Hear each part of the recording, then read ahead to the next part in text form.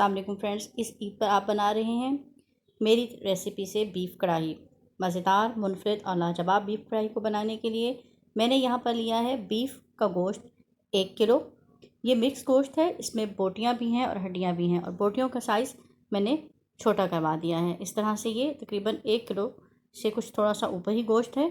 इसमें मैंने अदरक लहसुन का पेस्ट डाला है 2 बड़े खाने के चम्मच, और कटे हुए प्याज डाले हैं 3 मीडियम साइज़ के प्याज थे।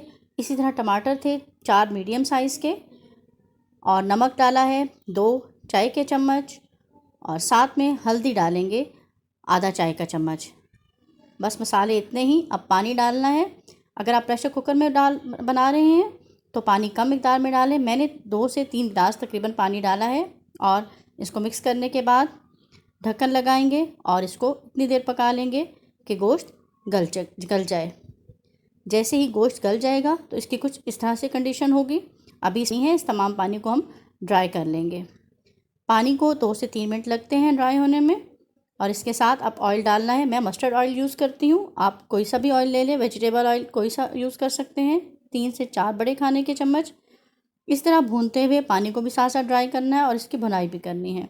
और साथ साथ हम इसमें ऐड करेंगे सुर्ख मिर्च का पाउडर आधा चाय का चम्मच। ज़्यादा मिर्चें मैंने शामिल नहीं की हैं क्योंकि मैं इसमें काली मिर्चें भी ऐड करूँगी, इसलिए सुर्ख मिर्च थोड़ी सी ही मैंने डाली है।